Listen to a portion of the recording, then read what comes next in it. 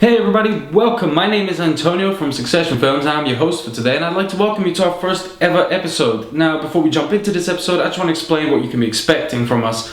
Apart from regular videos here and there, comedy, horror, all that stuff, except for romance or drama, just leave that out there for now. Maybe venture into that later. We're going to be doing reviews on equipment, new, old, expensive, cheap, giving you options. We're going to be reviewing films, TV shows, just generally talking about what we think is good, what we think is bad about modern day cinema. And we're going to be also just trying to teach you something. I mean, I know there's a lot of other shows out there that do that, and we're not trying to take their place in any way. Some of them are really great, like Film Riot or Corridor Digital. Those guys are great. You can learn a lot from them, so go check them out. But what we are doing is trying to give you a fresher perspective on it. We are from London and I just graduated film school with an honours degree, so why don't I put that to use and try and teach some people about some stuff, So subscribe to us if you want to, like the video, share it with your friends, but if you don't, that's all cool. No harm done here. We're not that sensitive yet. So let's jump into today's episode. We're going to be reviewing a new piece of equipment that I just got. It's a mini camera jib from the people over at Glide Gear. Now, this is perfect for DSLRs or any smaller type of camera, but if you're working with anything bigger like a Red Epic or an Alexa, well, if you're working with those, you probably have the money for an expensive crane, but if you say spend all your money on that camera and you don't have anything else left, I wouldn't really recommend this jib because your camera would be too heavy. So sorry about that. But yeah, I got this jib. It's about 115 pounds. I got it from Amazon. The price is, I'll write it down below in dollars or whatever. I can't really figure it out right now. But it came really fast within 2 weeks of ordering it, and I just fell in love with it the minute I saw it. First thing you notice, out of the box, it comes in a very nifty little carrying bag, which makes it really easy to transport. And trust me, if you do like me and you freelance or run and gun filmmaking, easily transportable equipment will save your life, because getting from location to location on a budget means you don't have a van that you can hire out, so you probably end up carrying a lot of the stuff yourself. So this is very useful for that. The bag helps you put everything in order, and it even has little side pockets for you to put some equipment on there, like screwdrivers or any necessary Allen keys for the jib. Now, the other thing I noticed when I got it out was that it's super lightweight. It's not carbon fiber, but it's pretty close. It's very lightweight, and it basically adds no more weight to your arsenal than, let's say, a couple of extra microphones. So I'd recommend this to anyone who's on a lower budget but they really want those smooth jib shots. Assembling this jib was really easy. First of all, you get it out of the bag and you see all your parts there. It comes in three main sections. You've got a mid section that's connected to your tripod, you've got the end section where the camera is, and then you've got your handle. That's it. So first of all, you want to start off with putting the midsection on the tripod. That's the most important one because, well, you put the rest on later. So I mean, you can't just put the end one on the floor and then connect them. That's just silly. So you put the midsection on, and once that's secured tightly, you can put the end section on. Now, you can either go for the handle first, or you could go for the end section. But I prefer going for the end section and getting all my equipment on it, and I'll explain that in a bit.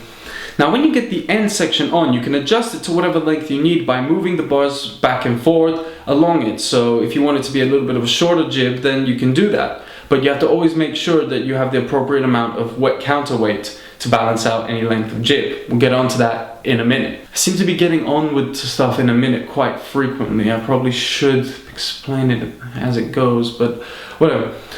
Now, when everything is on there, I like to put the camera on before I put the handle at the end. The reason I do this is because if you put the handle on with all the counterweights, your jib's just going to end up shooting up, and well, putting the camera on is going to be quite difficult when the jib is over 6 foot in length, and then you've got a tripod, so you're not going to be able to reach that, and it's just going to look silly because your friend's going to have to hold you on his shoulders while you do that. So I put the camera on first at the end. You can use any type of lens with it, but like I said, whatever you change at the front, you're going to have to work with the weight at the end, because that's how it works. Change something at the front, you're going to have to change the weight at the back. So for the test shots you're going to see of me assembling this, I put my standard kit lens for my Canon DSLR, which is an 18-55mm lens. But for the test shots you'll see of me doing outside with my assistant Teddy,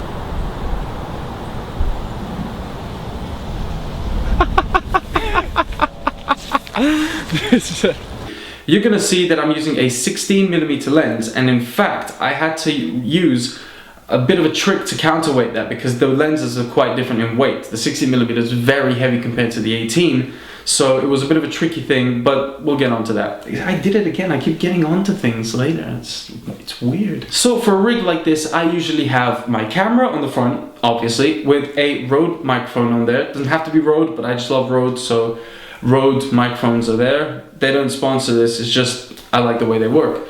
I have my Rode VideoMic Pro on there, and on the side you can have these nifty little panels that come with it. They're like little platforms that you can attach either to the front or the back, or you can buy a second one and attach them both to the front and the back to put some additional things on there. Now for my 18 to 55mm lens, I'll put a LED panel light on there. The reason I put an LED light there is because sometimes I get a little bit of grain and some noise with my 18mm lens, so I might want to have to block it out with a bit of additional light sometimes. Plus, it really helps for balancing. But you can put anything on there, like an additional monitor, another microphone, whatever you want. You can even try putting another camera on there, but I don't really think it's going to work that well. But if you have insurance, go for it. Now, when you have everything on at the front, you can start counterbalancing the end where the handle is. Now, when I had my 18 to 55mm lens, I used 2 sets of weights, and when I used my 16mm lens, I used those same weights, but I actually had to remove the LED light from the front. Now, one of the flaws of this jib is that it doesn't actually come with any counterweights of its own. It comes with these 2 small little weight discs that are basically made to hold other weight discs in place, but they're not enough to balance out a camera with equipment on it. So luckily for me, I had some weights lying around from some old dumbbells that I don't use anymore because I totally use other ones, and I swear to God I use them. And I had them lying around, so I got them. One of them was a 1.25 kilogram one, and the other one was a 2.5 kilogram one. And I worked with the weight on the end. The weight is pretty much good for both of my lenses, but like I said, with the 16mm lens, I had to get rid of my LED light. But that really isn't an issue with my 16mm lens because it has an f-stop of 2, so it doesn't really get that much noise. The way you'll know if your jib is perfectly balanced is that it will lie straight in the middle on a horizontal line without moving. It'll stay perfectly still like that, and moving it up and down is as easy as just using your finger, basically. So once you have that, you're ready to get some shots. Jib shots are used all the time in the industry. They're used everywhere. I mean, you can easily spot them. It's usually when the camera starts getting really high up or really low, or just going up and down in general. People love using them to do different things. A lot of nature documentaries use jib shots to reveal just how big the size of the nature that they're filming is. For example, a really big tree, they'll use a jib to look like they're slowly scaling up the tree to sort of reveal just how epic and big it is, like in this shot.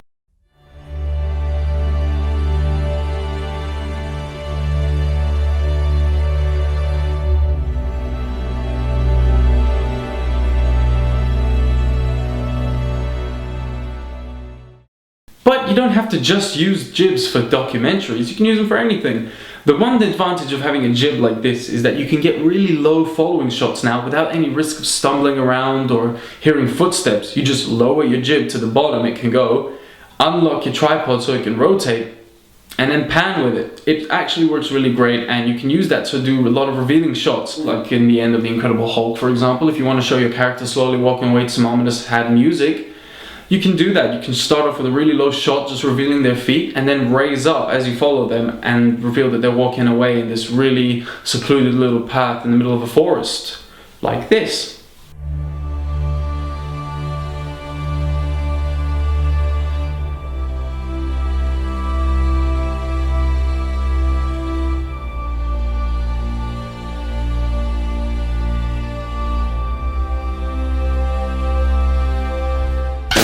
But you don't have to just use them for the end of your film. You can use them at the beginning just to reveal something. For example, horror films use them really great. Again, starting with the feet, you can have a character walk into shot, and then you can raise the jib up, revealing who they are in a spooky way using some horror music.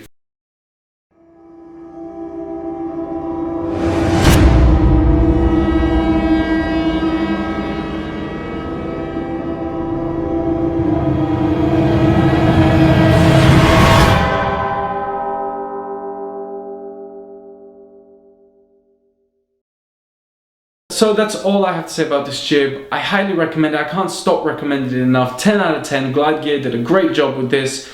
So go ahead, go get one, use it. If you use it and like it, let me know. I mean, if you saw it from here and you liked it, let me know. I really like to know that something I said helped someone make a decision, because it doesn't really happen a lot, and I'd really like to know that I was useful.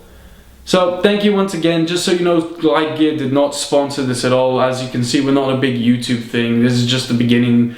We're just doing this to help people out, and I know that I would have really loved to have this while I was at film school. So for anyone who's just starting film school, or maybe in your second or last years of film school, forget about using your film school's equipment. You're gonna have to sign forms out and wait for people to return it, and sometimes the equipment isn't all there, as a lot of my friends noticed when they rented out microphones from my university. But get this, and have it. And then you'll be the coolest person in your class. Everyone's gonna be like, oh my god, this guy got a jib, we should hang out with him. That might happen, it might not happen, I don't know. But get this, enjoy it, and until next time, everybody, peace out.